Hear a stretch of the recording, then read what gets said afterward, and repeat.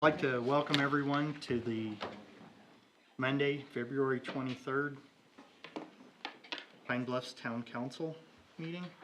Please join me for the Pledge of Allegiance. Pledge allegiance to the flag of the United States of America and to the republic for which it stands, one nation, under God, indivisible, with liberty and justice for all.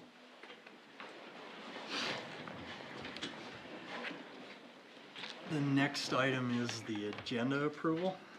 I move to amend the agenda to add an executive session regarding personnel at the end of the meeting. I'll second it. Hearing a motion and a second. All those in favor? Aye. Opposed? Hearing none, motion carries. Next. I move to approve the agenda as amended. Okay. Second. All those in favor?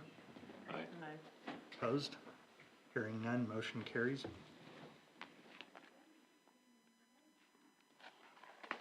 Next item is the consent agenda. I'll move to approve the consent agenda. I'll second. Hearing motion and a second. All those in favor? Aye. Opposed? Hearing none, motion carries. On to new business and action items. First item is conditional use permit for West 4th Street. I think the 429, is that a typo? It is. It should be 209. 209, yeah. 209, okay. 209. For the multifamily unit request. Mayor and Town Council, I have a packet for you to review. Not only is it a conditional use permit application, which would, per our ordinance, this is in Zone B, and in Zone B, if you want to have a multifamily home, you have to request a conditional use for that property. But in addition to the conditional use permit application, you also have a variance request, so that should the conditional use of the property be approved, with that would go a variance request, requesting a reduced setback requirement and a reduced lot area requirement. The specifics are outlined in the documents that have been provided.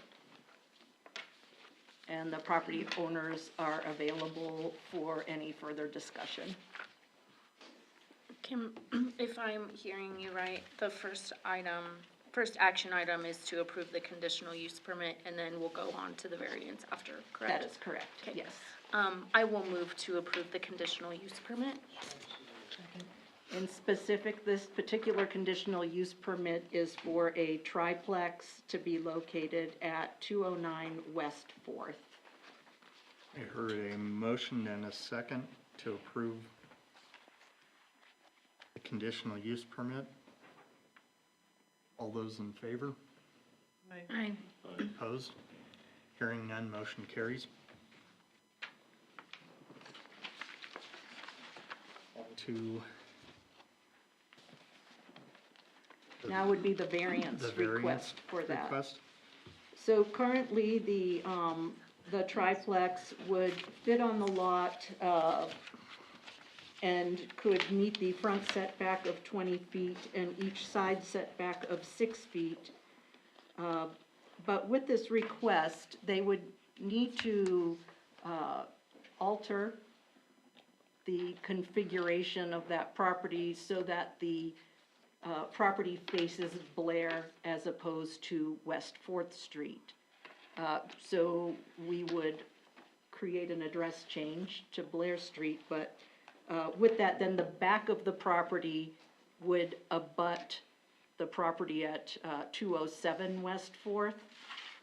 So that setback would normally be 25 feet.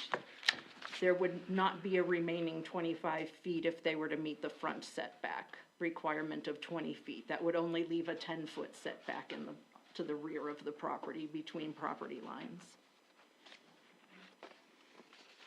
The proposal is to ensure that there is a clear walkway to the back of the property so that anybody needing to respond for emergency purposes would be able to access the back of the property with ease.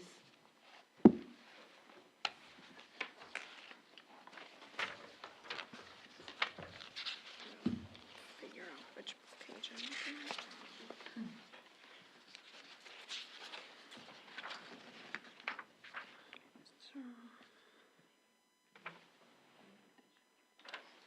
If the layout were reconfigured to be a duplex, could you still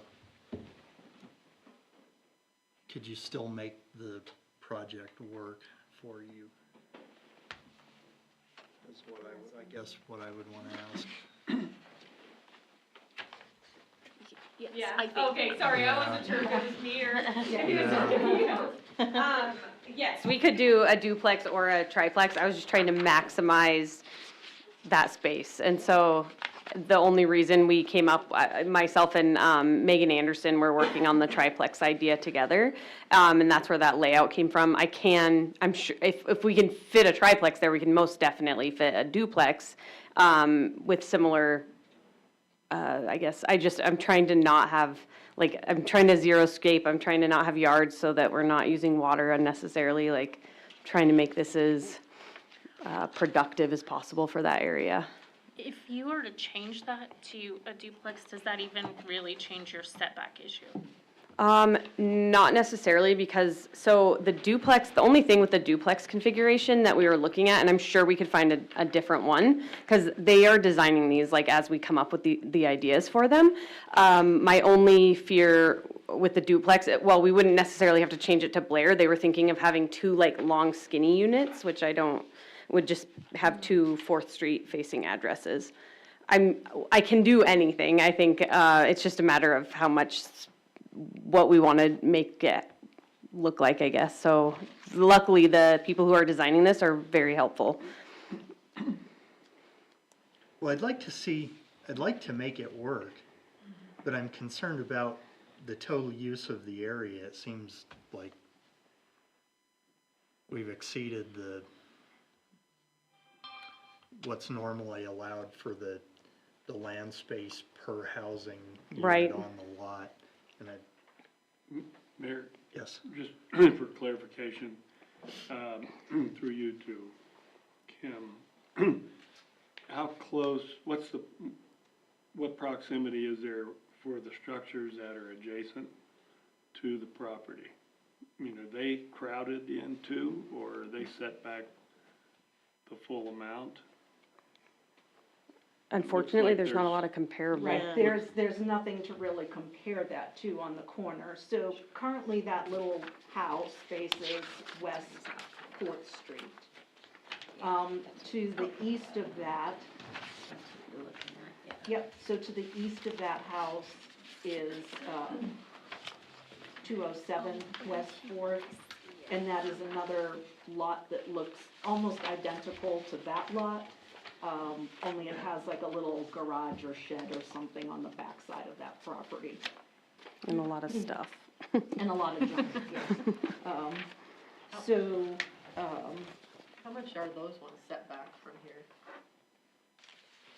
From 4th Street or from the property line? Because we're talking about the setback here, it won't reach that, correct? How No. far on the other property, are they also, Hang on, let me they get both you. seem very close to the property, like where the current building is, Yeah. and where the other building. You're picking up what I'm Okay, looking yes. at. Right, thank you.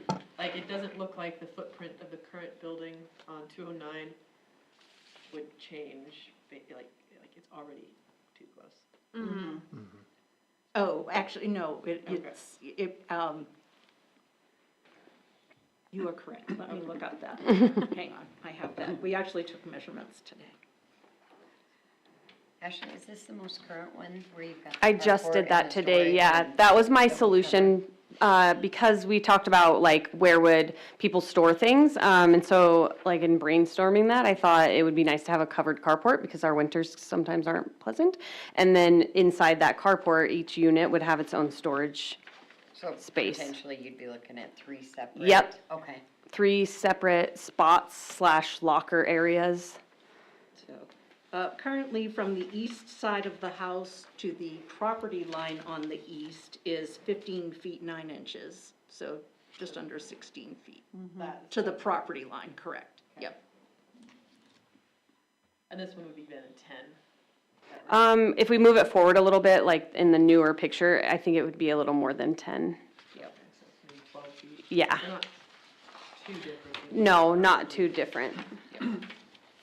And I came up with the idea to have like a walking space so that it's for safety purposes to allow, there's a fire hydrant on the corner there, the southwest corner. And so that way, all sides, so I guess the west facing, the north and the south would all be accessible via a fire truck. And then the back side of the building would be accessible through that walkway. Mayor, one additional thought here. So what I was really driving at, and I'm coming late to the party here, so forgive me if I got this mixed up. But as we look at this picture, is east, east, and north, north? I mean, are they all aimed the right direction? Correct, Okay. yes. Okay, so when I'm at the very boundary, the very edge, you can see a couple of buildings and a bunch of cars Yes. to the east, right? Correct. Somebody else owns that property, right? Have you approached them to see if they have any difficulty with that? I have not yet. I don't know who, I mean, I'm sure we could look it up, but Yeah. I mean, the reason being, I mean, what we're really concerned about with setbacks is, fire danger. Yeah, fire danger. So, in order to address that, there's a number of ways that we have gone, on that. One is, you know, to assess how close those other buildings are to their line, so that we get the total distance between. And, this is probably gonna prevent them from building something and coming and getting a variance to get close to the line, because there's already somebody close to the line. So, yeah, typically, you know, the other property owner has, at least needs to be approached with that to see if they have some problem with that, to treat them fairly, Okay. so. Currently, the house to the east is, the side of that house is 15 feet from the property line. So they're already encroached, Correct. figures. But there'd be, what, about 25 feet then in between? Between the two, their yeah. building and- Yes. So, So you're looking at 25 feet instead of 40, basically. Yeah. could you get to 30? I'm sure we can, if we pushed it forward, because there's a lot more space on the front side, on the Blair Street side currently. So, I mean, if we change the front setback instead of the back one, we can accommodate the rear setback very easily. And then we would have like a small walking path and then a covered porch on the front part of the building. So each person would also have like their own outdoor space in the front. I was just thinking about that part of town already, kind of being on top of each other and how we could maybe mitigate that a little bit from this side. And then we can't from the things that are already there, but.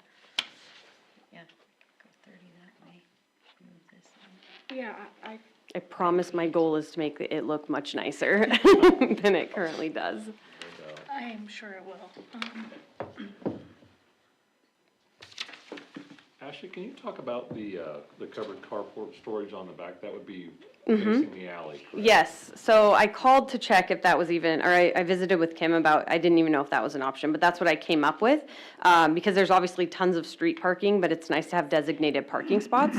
So each unit would have a designated parking spot within that carport space, and then at the very edge, so like towards the building, the carport area would have like, I looked up ways you could put like storage lockers in essentially, so that people could store a bicycle or a grill or something that they might want outside and not in their house, so. Would that be attached to this? To the carport part, I haven't really gone, so this was like really quickly done today.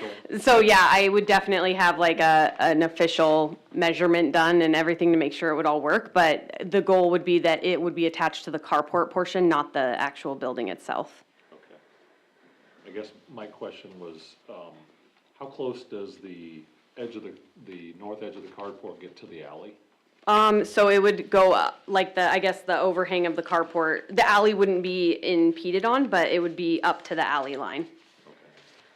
Because I think technically, don't we have like into the alley, like is, yeah, on the survey map that I have, like it showed that, that was strange too. I called the surveyor this morning just to see. That, if you're looking at the assessor's map, Amy and I were just talking about that, so it's fresh in my brain.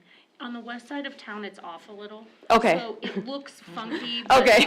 the way that it's drawn on this map is correct. Okay, so I contacted a surveyor this morning who pulled it also from the county to check, and so yeah, it's like a little bit of the alley, but, nothing that wouldn't impede on everyone else's use of that space. Which, and I think isn't it a business on the north side of that alley? It's the town shop. It's a Okay. town shop, yeah. Which is that the one we were thinking of needing to be done? Expanding the substation to cover that space. Yeah. I mean, I think I would find it favorable to move the Blair setback to 15 and give that a 30-foot setback between the two properties to give that safety buffer. Are you guys okay with that, moving the whole structure to 15 feet off the curb? What did we say that is now, the house? Is it 20? The normal setback's 20. I'm just, for perspective, Sure. I'm just curious. about It's, that. 19 feet currently. So it will move it out some from what the existing structure is. But I think that would be a better option to, And I think seeing as there's stuff there, like, it gives some, like, those things aren't easily moved, so No. it gives some movement for safety to, Mayor, another option is on the east walls, the fire code allows you to double up on drywall and stuff like that. If you want to go to that much trouble, and then you can get closer to things. So that might work better for you. I mean, I don't know how you feel about drywall and stuff like that, but. I haven't gone into that kind of detail yet, but I will definitely. There are provisions in the fire and electric code that allow that, so. you're talking between the The rear, units. the east facing wall. Yeah, the east facing wall, it makes it more fire retardant because you have additional thickness in there, Okay. so that's, So essentially, if the neighbor's area is on fire, it won't, is that like the Yeah, idea? both ways. Yeah, It okay. works both ways, yeah, Okay. usually. I would personally be fine with either solution. yeah, I guess Works best. what's most agreeable for you to get this done and started? Whatever, it does not, honestly, like once I get approval from you guys, I get to move on to the next step. And so they didn't want to put the energy into like bidding and everything yet until we knew if we were allowed to do it. But I'd be more than happy to keep everyone in the know while I go along this process. But I think, Updates are fun, but I don't know. yeah, I mean, it's not like, once we move on from today, not. So Kim, we can meet even with a triplex, we can meet the side setbacks then? We would, but the idea of adding that carport kind of throws a little bit of a curve in there. I think I just need to see more of a design plan on that piece of it. but the triplex alone would meet the sides. The only Okay. concern was gonna be that back, what would be the back. But if we now. move the whole structure closer to Blair, then it gives you a little more room on the back Correct, for storage and bikes and yes, whatever. yeah. So it kind of alleviates some of that.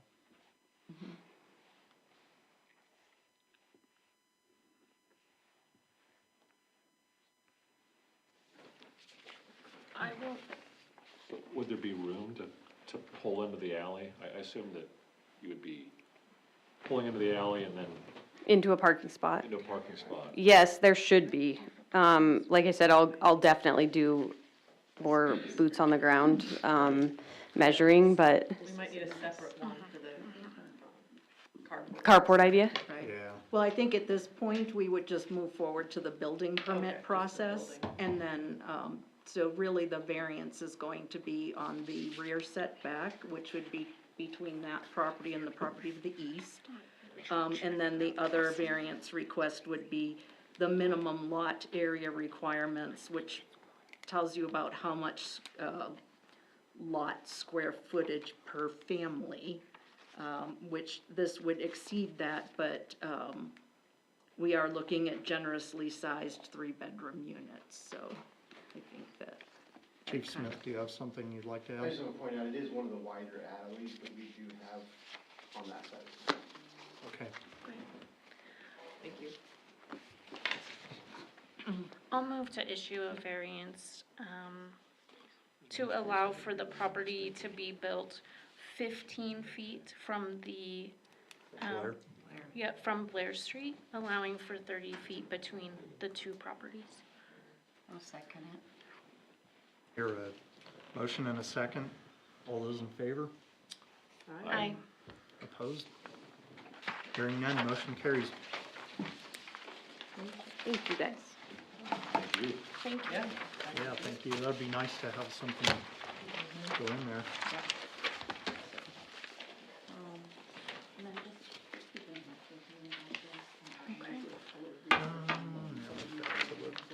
Back to the original agenda.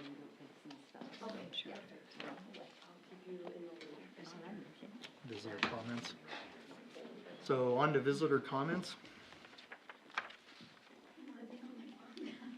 You're first. You're first. My name is Shannon Shane, and I've been a resident here for over 30 years.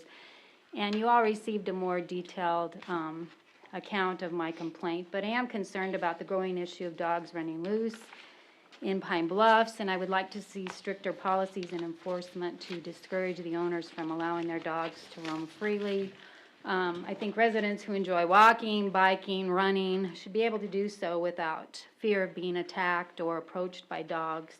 I was recently bit, and another time a dog, and I just, it kind of takes the fun out of, and we've had some beautiful days, so I just would like something to be done to, perhaps stricter laws where, it's maybe a bigger ding to them, that they won't, allow it to happen. This has been a reoccurring theme that we've been hearing over and over. What, Shannon, was anything done after you were bitten? I did file a report and the dog was quarantined, so, and everything was fine, but, you have to go on antibiotics, ruin my pants, ruin my shoes, which is fun, but I Well, yeah, just but I kind of mean, was resent anything that. Now done I with have the to- animal that, Then I have to walk a different route Did the owner now. get a fine? Do you know, Chief Smith, did the owner get a fine? What happened on that end of it? Yeah, owner received a fine, dog was quarantined, per statute and ordinance. This particular dog, was the first incident that we have on record of it, biting. So that was kind of the max of it, make sure, good on its shots and everything like that.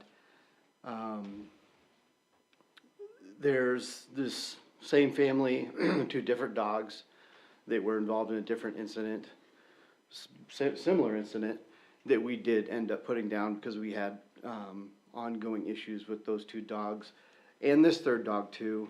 The third dog though was more of a, he's there, he was an active participant in the biting that we could, prove on record. After us issuing the citation, we did issue a dangerous dog issuance as well, which necessarily isn't a fine, but it's us notifying him that we consider him a dangerous dog in the town of Pine Bluffs, and a next, bite on record, which hopefully does not happen, and the owner takes responsibility, we can put it down as well. And that'll be issued through Judge Moran. Does it take another bite for that, or just the dog is free and running? It wouldn't even have to be a bite, just any aggressive, excuse me, any aggressive manner towards anyone, charging, coming out of the yard and just charging and nipping or something to that effect would be enough to take action. Doesn't have to be a bite, no. Does it have to come out of the yard? Yes. Yeah, So at that point, you're already in imminent danger. exactly, yeah, absolutely. And I would fully support upping the fine on a lot of different things, but especially dog at large, because this is an ongoing issue that we've been having with a couple residents, not just this one. There's a couple others in town that we're having this disagreement with, that they think they live on the farm, so. Chief, do you recall what that fine amount was? $50. Yeah, I think it's $50. I would not be against raising it to above 100, because I think there needs to be some sort of skin in the game for someone to actually want to build a fence or a kennel or something other than having to pay, a $50 fine. They just pay the $50 fine and not fix their issue. I If don't they were think held more $100 accountable. Fines all that. What's that? I don't think $100 fines all that punitive. No, not in today's world. I think there's some things on dog at large and other ordinances we have that could be, that could go up, especially, underage, tobacco use, I think is like $25. We've talked about that in length of trying to, make that go up and work with the schools, to combat that ongoing issue, but, to get back on the dog issue, I think that could definitely go up. Do you happen to know, Chief Smith, is there a precedence outside of our community of what this fine looks like to possibly encourage people to fence in leashes?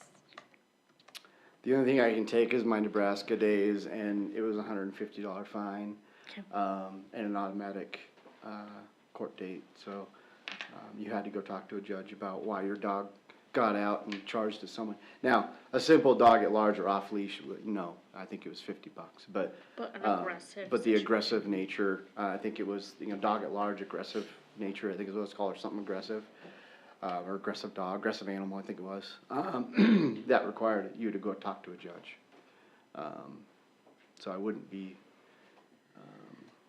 against, moving to something like that where you have to sit and talk to Judge Moran and get the talking to, and I, do I think that's gonna fix it? No, ultimately it's up to, holding the animal owner accountable and making sure they mitigate their own selves, and that's, in the nature of law, it's hard to do with about everything. Sounds like it's per dog, like the same owner had 2 dogs and we're talking about per dog. Is there a way that we can, per owner, because if this owner goes and gets another dog that becomes aggressive or another, Yeah, we just keep finding. and that's the talk per I had with dog. him after this last incident. I said, we have to do this with every dog you've ever owned.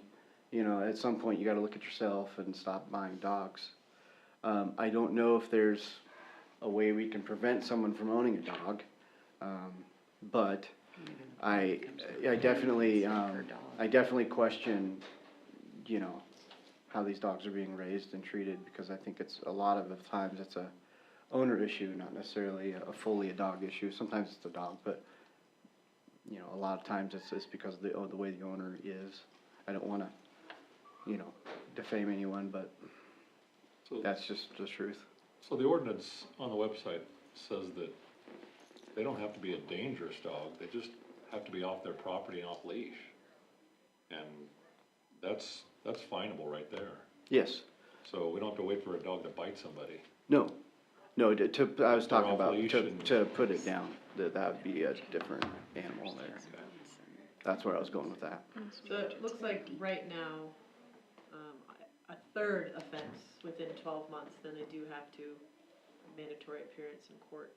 Want that moved up to second But offense or the first? I think it should be first offense, I First think, offense, you know, have to. but fine plus coming to court and talking, For at-large or being aggressive? aggressive. Okay. The at-large, I think, is fine.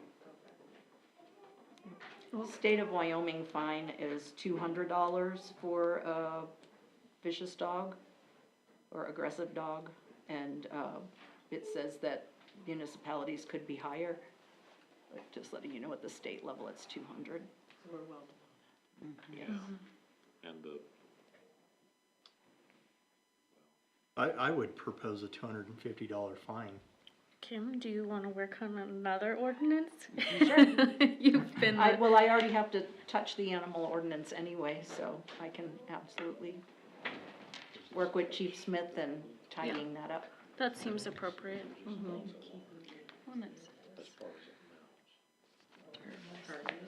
Maybe there's a wording we could put in there instead of it being per dog, it's like Per per owner. household. Yeah, can we tie this back to the owner? Cause it seems like people that have vicious dogs, and it doesn't matter how many dogs they get, you could get rid of 20 of them and the 21st dog's still they're gonna turn it into a vicious dog. Yeah, Alex, can we tie it back to the incident per owner, or? And I think we can encourage people to carry a 9-iron with them. As a newspaper boy at the age of 9, I learned real fast how to deal with that problem, so. No, we can, I think we can tie it to, ownership. And I agree, it's more an owner problem than it is a dog problem. there's some owners we've had good luck with, hey, let's work with the judge and mitigate this, and then the fine goes away as long as you do these things that we asked, and some of them do it, and some of them, are just lazy and don't do it. Second offense, they have to buy cats. Yeah. No, we have a cat problem. Yeah. Yeah, but We they're do have not cats. vicious. That's true. Yeah, it's a perennial problem. I mean, there's not a city or town that doesn't deal with this. And it always, Mayor, it always seems to reflect on either the type of dog that the owner wants to have, or, just not raising the dog correctly and dealing with it. And if you get to that point and they're old enough, I don't know what you do except keep them penned up. Yeah, I'd say it's an older black lab, and it's set in its ways. I don't think there's anything you can do to change that dog and the attitude, even if you gave it a different owner. I think it's going to always be like that now. It's been so, I don't wanna say trained into him, but it's what he's used to, that's what he knows, and that's what he's gonna continue to do, unfortunately. There's nothing on paper that I can do to stop that, except for to get the owner that we're talking about to keep that kennel shut and not let the kids let it out, because then they forget to shut the kennel doors and stuff like that, so that's all beyond our control, unfortunately. But yeah, I don't know, like Alex said, I don't know if there's an easy fix for it.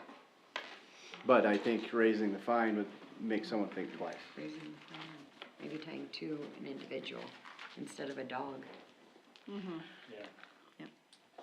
I would propose that we do that and we raise the fine to $250 and make a mandatory court appearance with the first offense. Yeah, and just go up. Yeah, and just escalate from there. We do have a section on, fighting animals, but it's not very, does it talk about fines? No, I don't think so. We don't have any, we don't have any fines in place for aggressive animals. That falls Well, under They're just for running our loose. bond schedule, correct? Yeah, Okay.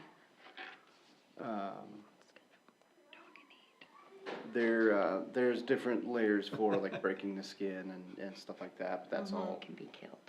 considered in there. A I'm dog just can be thinking running our, loose, can our be ordinance killed. should have a section that not only addresses dogs that are on the loose, but also dogs that are aggressive. Yes. And right now it does not. It's very vague. It does say shall be punished by a fine of not more than $750 for any person who violates this section. Sure.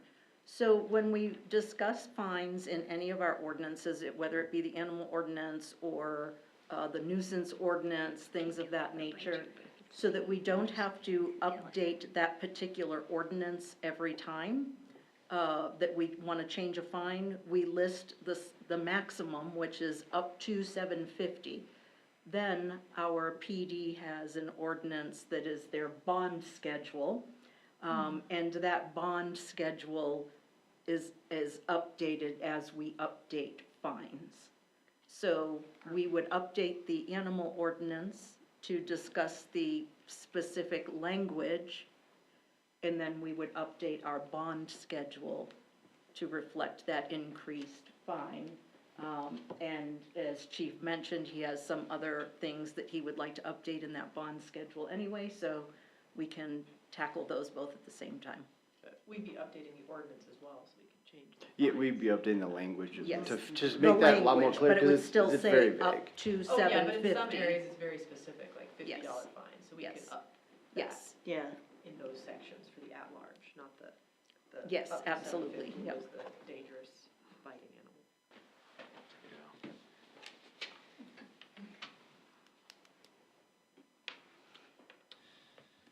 Thank you, Shannon.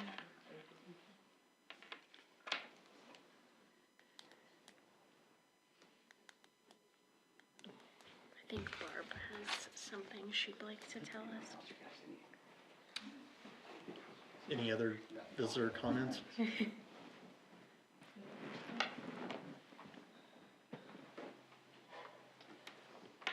I'm here tonight to report on how the Women of Faith Super Bowl bake sale went. And if those of you that don't know, all the money goes to the town, the Good Sam's Fund, and basically it's the women of all the churches here in Pine. So I have the checks here.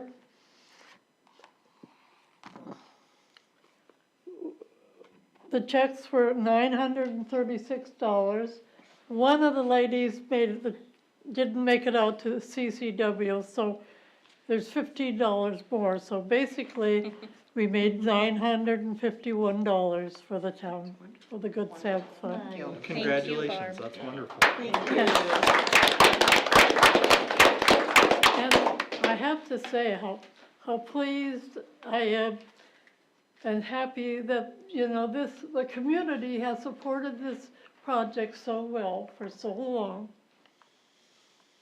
And I hope we can continue, but anyway. And Texas Trail Market staff is wonderful help. So everybody pitches in, and thank God it went very well this year. Thank you, Barb. Thank you. Thank you for doing this. Thank you. She just made it up, but she made it up To the Good Sam Fund. so, Okay, perfect. okay. Thanks, town. Any other visitor comments? Hearing none, on to department reports. I have nothing. You have anything, Dave? I have nothing. I have nothing either. I have some good news. When direct distribution went to the Senate did make an amendment to move that percentage from the 7 that it left the House in to 8%, which would put direct distribution at about 152 million per biennium. We'll just see how that falls through the Senate, but WAM's staff is on it, so they're, she's sending out updates all the time, but also, just reminding us to thank and, talk to our representatives, so. And our good friend Mark's just putting in all the good work for, for everyone while session is going on too, so. That's all I have. I don't have a committee, so nothing for me. You're on the board of the Senior center. senior center, Yes, so how about you report on what you know be to happy be to, going on with the senior center? yes. Then I Except- currently have the senior center, but she's welcome to I take thought it. you, Yes, she's welcome to take it, cause they meet at 9:30 when class starts, so. okay, But you still gotta find me one then too. So on that, the same, we got more funds, we were allotted, it came through the Senate and is going to the House, so the exact opposite. But they actually added, it was 135,000 more wow. into the, we're locally hoping to get, so. But Alicia is all over that and up there and letting them know and writing letters and sending it out, so we're very lucky to have her doing all that. Well, more Yeah. money starting out of the house is a great, Yes. like, that's a good silver lining, so. Yeah, it is. You have nothing? I don't have much. Our engineer for the quiet zone crossing is still working with the railroad, so, you know, they check in with me every couple of weeks just to say we're still on it. But that's about it. You have We anything, Kim? have issued the change orders for the industrial park at the north property, so, as soon as we can, pair up the contractor that will be putting in the sewer lines and the one that will be putting in the electric system out there, will be, good to go. We anticipate starting that by the beginning of April. Speaking of April, we will actually in March be working with the department heads on starting our budget process. So during the month of April, we'll be looking at starting our different workshops to start going through our budget process for FY '27. And with that, just again, finishing up on audits and getting geared up to start the AWAS replacement project at the airport.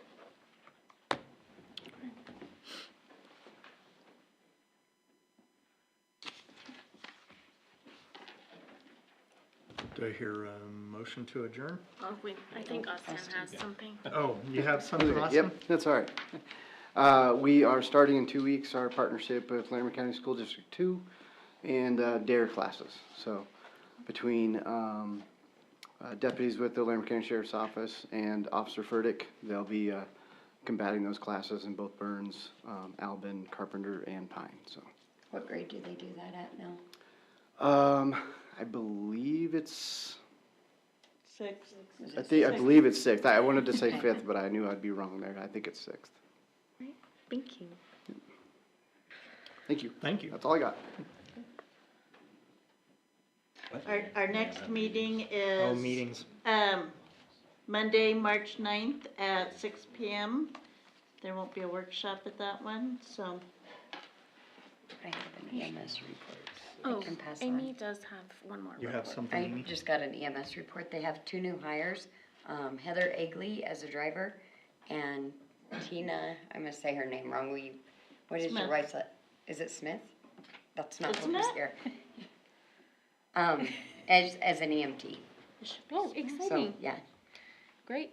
But that's great. I think they're really full staff, so good for them. Thank you. Very good. I'll move to go into executive session. All those in favor? Aye. Aye. Motion carries. Thank you. Forgot about them.